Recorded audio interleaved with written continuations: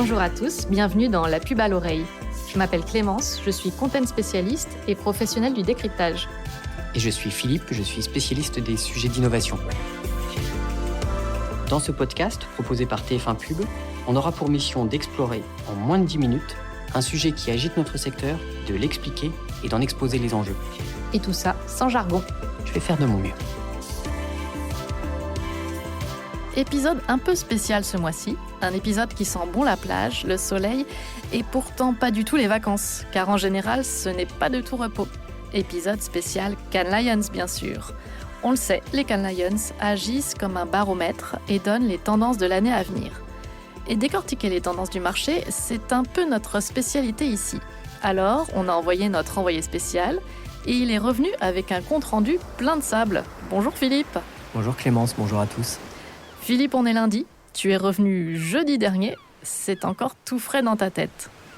Oui, et enfin frais, c'est pas vraiment le bon mot, puisque c'était surtout très chaud, à Cannes comme ailleurs. Alors d'abord Philippe, ces Cannes Lions, est-ce que c'était bien ? Alors pour moi, c'était un peu spécial déjà, parce que on y était il y a 1 an pour annoncer notre partenariat, notre alliance avec Netflix. 1 an pile, puisque ça avait été une des grandes annonces de Cannes 2025. On revenait à Cannes en 2026, et cette fois-ci, le partenariat est désormais live. On l'a lancé quelques jours avant ces Cannes Lions. C'est parti, vous retrouvez désormais sur Netflix tous les contenus TF1+, ainsi que le live de nos 5 chaînes. Et je ne peux pas trop en dire ici, mais les premières audiences sont juste canon. Alors à Cannes, justement, on a été beaucoup interrogés sur ce partenariat, parce qu'il faut le savoir, à Cannes, tu vas avoir 70%, 80% d'Américains. D'interlocuteurs internationaux qui sont passionnés, fascinés par ce deal parce que c'est une première mondiale pour Netflix. Donc tous les gens qu'on croisait nous demandaient « Mais alors, vous avez vraiment mis tous vos contenus ?» Oui, oui. « C'est vraiment TF1 Pub qui vend ?» Oui, oui. On a dû expliquer tout ça. C'est un deal qui passionne les foules et notamment les acteurs internationaux. J'espère en tout cas que tu as pu assouvir leur curiosité. Est-ce que toi, en tant qu'observateur, je ne sais pas combien de jours tu es resté, 4, 5, tu peux nous dire sous quel signe, en tout cas, tu penses que cette édition était placée ? Oui, alors c'était clairement une édition Cannes Lions spéciale IA, sans surprise. Elle était vraie, cette édition ? Alors, est-ce qu'elle était vraie ? Oui. Est-ce qu'il y avait IA à tous les étages ? Oui aussi. IA sur toutes les banderoles. La ville de Cannes, elle est recouverte de banderoles aux couleurs des différents acteurs de la publicité et du marketing. Je pense que tu avais les lettres IA à peu près sur chaque banderole, sur chaque plage, sur chaque slogan. Tout était powered by IA. Et d'ailleurs, et c'est un symbole aussi de cette édition cannoise, c'est que pour la première fois, tu avais OpenAI. C'est la maison mère de ChatGPT qui était pour la première fois à Cannes et qui a commencé à parler de son offre pub. C'était visiblement pas encore très concret puisqu'elle n'est pas encore lancée en France. Elle a été lancée dans quelques premiers pays en février dernier et ils ont déjà commencé un peu à l'ajuster. Mais voilà, déjà, ChatGPT commence à parler pub. D'accord, ça enchaîne bien avec ce pourquoi on est là aujourd'hui. Nous, on venait parler des grandes tendances annoncées. J'imagine que la première tendance qu'on peut sortir de cette édition des Cannes Lions a un lien avec l'IA. Oui, et même plus spécifiquement à l'agentique. Alors, l'agentique, qu'est-ce que c'est ? Rappelle-nous. Voilà, faut se projeter, mais se projeter dans un avenir très proche.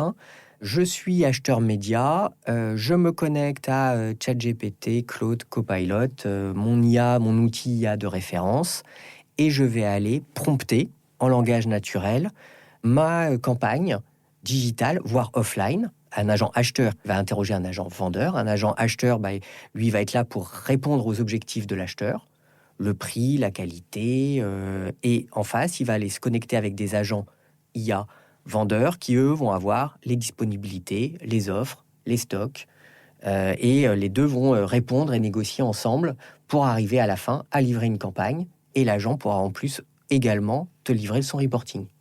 Et ça, on se dit que c'est plutôt absolument génial ou que ça fait peur, qu'on n'aura plus rien à faire. Quels sont les bénéfices déjà, en tout cas pour l'acheteur et puis aussi pour le publisher ? Alors, il y a vraiment beaucoup de bénéfices à en attendre. C'est quand même une vraie révolution. Le premier bénéfice pour les acheteurs, j'allais dire comme pour les vendeurs, c'est l'automatisation et le gain de temps. Mettre en place une campagne digitale, même si ça c'est et une campagne offline, c'est pareil, même s'il y a déjà beaucoup d'outils pour essayer d'améliorer tout ça, ça reste un processus assez long. Là, on l'imagine à l'ère de l'IA, tu promptes ta commande, en face, tu as ton agent vendeur qui va te répondre. Tout ça peut aller très très vite et tu gagnes évidemment en productivité des deux côtés. Il y a aussi des bénéfices côté publisher qui est de faciliter la discoverabilité de ton offre. Désolé pour le terme un peu barbare, mais c'est de dire que ton offre, qui est peut-être un peu complexe, si tu as un agent qui peut répondre à un agent acheteur, il va y répondre en lui donnant tous les détails possibles, y compris des détails très fins ou repackager des choses qui n'étaient pas forcément packagées au départ pour répondre sur mesure à la demande de l'acheteur. Donc ça aussi, c'est positif. Et puis, le grand débat, alors là, pour l'instant, c'est encore un peu tôt pour le dire, mais est-ce que ça va supprimer des intermédiaires sur la chaîne publicitaire et des outils technologiques avec les filles associées? Est-ce que ça va en rajouter?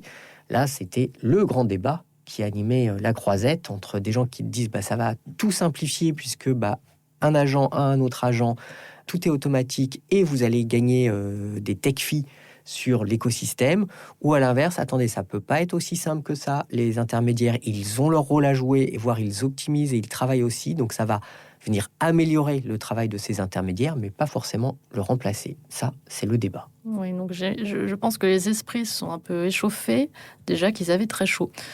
Toi, en tant que professionnel, est-ce que c'est des annonces que tu attendais? Est-ce que tu as été plutôt surpris? Et est-ce que c'est inspirant ou challengeant? Je trouve ça extrêmement inspirant. Déjà, on sent qu'on est en train de passer une étape. Il y a eu quand même plusieurs annonces de POC, plusieurs annonces de livraison. Donc, on va dire, on n'est plus dans le buzzword ou dans les slides. Là, ça y est, ça commence. Exactement, ça commence. Mais on est au stade du POC. Donc, ça y est, on commence à voir des choses et c'est concret. Côté TF1, on avait déjà annoncé des choses à nos upfront TF1+, il y a 8 mois maintenant. Novembre, ouais. On avait annoncé un premier agent autopilotage antique pour pouvoir interroger les bilans de campagne. Donc, en langage naturel, comment a performé ma campagne, et quels sont les programmes sur lesquels j'ai diffusé, où est-ce qu'elle a été diffusée, est-ce que tu peux me donner la répartition par device? Donc, cet outil il a été livré par nos équipes d'ATech et nos commerciaux sont en train de le mettre en place et de s'en servir pour l'instant en interne. Mais voilà, on voit déjà des choses qui arrivent.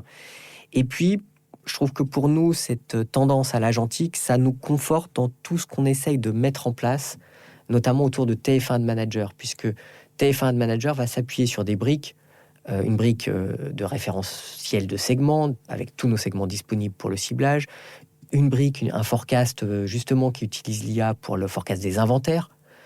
Toutes ces briques-là qui servent pour TF1 Ad Manager, elles seront directement utilisables demain dans une vision agentique par des agents IA. Donc en fait, tout ce qu'on est en train de préparer est, j'allais dire, compatible demain avec ces fameux agents IA. Il y a une deuxième grosse tendance qui ressort de cette édition 2026. Et là, je peux dire qu'on connaît bien le sujet, en tout cas dans ce podcast, c'est la CTV. La CTV qui a l'air de partir un petit peu à la conquête de l'Ouest.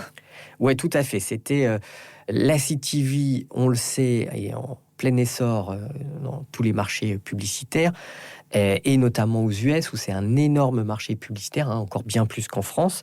Et là, en effet, les dernières annonces à Cannes sur la CTV, c'était beaucoup autour de la CTV à destination des PME. Et il y a eu 2 annonces que je trouve particulièrement marquantes. La première annonce, toujours des annonces à Cannes, c'est l'occasion de faire de la bonne communication et de trinquer et d'avoir la bonne annonce qui va bien. Elles sont synchronisées sur Cannes. Donc la première annonce, c'est le lancement de Universal Ads. Universal Ads au UK, c'est une offre multi-broadcaster qui réunit Channel 4, Sky, ITV et qui est dédiée aux PME. Qui s'appuie sur les technologies de Comcast et de Freewheel. Donc ça a été lancé là tout juste au premier jour de Cannes. Donc cette idée de mettre la CTV non seulement exactement au service des PME, pas uniquement des très grandes marques, des très grands annonceurs, mais de se dire que ce média peut avoir du sens pour des plus petites entreprises et notamment pour les entreprises locales. Et puis il y a eu une autre annonce, c'est une annonce qui là carrément a retourné la croisette. Et c'est une annonce qui m'est sympathique parce que c'est une success story française. C'est le rachat de Vibe par Walmart. Alors Vibe, qu'est-ce que c'est? C'est une plateforme d'achat CTV pour les PME et notamment d'achat CTV à la perf qui a été montée, figure-toi, par 2 Français qui sont basés à New York et qui ont vendu leur boîte à Walmart. Alors Walmart, c'est le géant de la distribution aux US. Pas cher. Pas cher, ils l'ont vendu $1 milliard. Donc bravo à eux, on va se dire.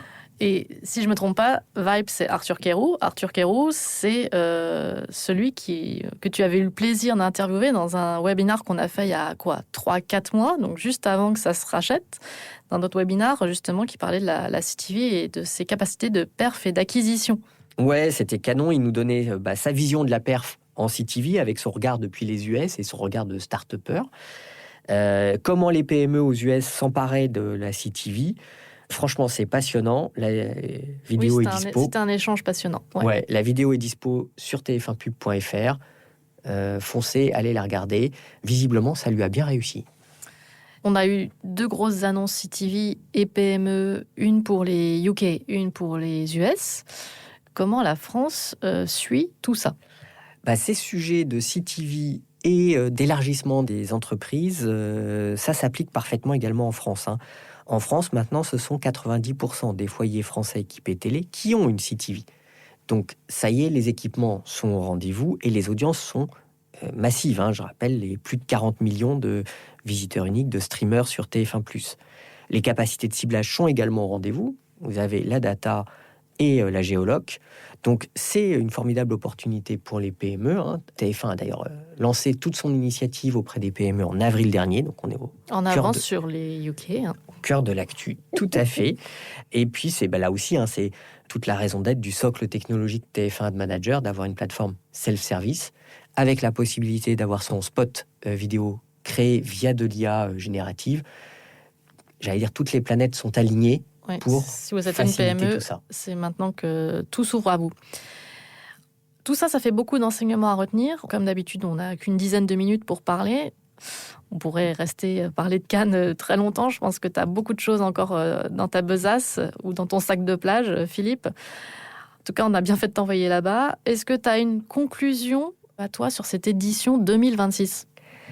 Alors, je vais dire, je trouve que c'était un Cannes de transition.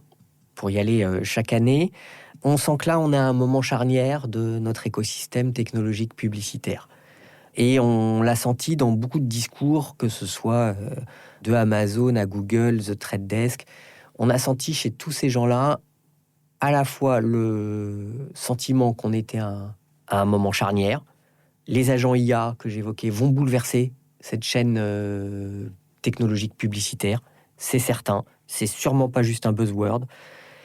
Mais pour l'instant, même les grands acteurs que je citais, on sentait qu'ils n'avaient pas encore totalement toutes les réponses. On sentait que oui, tout va changer, mais comment, dans quel ordre, vers quelle plateforme, quels vont être les gagnants, peut-être aussi des perdants, et avec quel rythme tout ça va s'imposer à nous. On sentait qu'il y avait encore beaucoup de questions et pas encore toutes les réponses. Je pense qu'il faudra attendre le Cannes 2027. Eh bien, merci, cher envoyé spécial. Si j'ai bien compris, tu re-signes pour l'année prochaine. Tout à fait. C'était le dernier épisode de la saison. En tout cas, l'équipe va doucement partir à la plage, mais pour de vraies vacances cette fois-ci. On sait déjà que la rentrée sera riche. On a beaucoup de sujets à venir pour vous. Alors, restez bien connectés. On se dit à très vite dans la pub à l'oreille.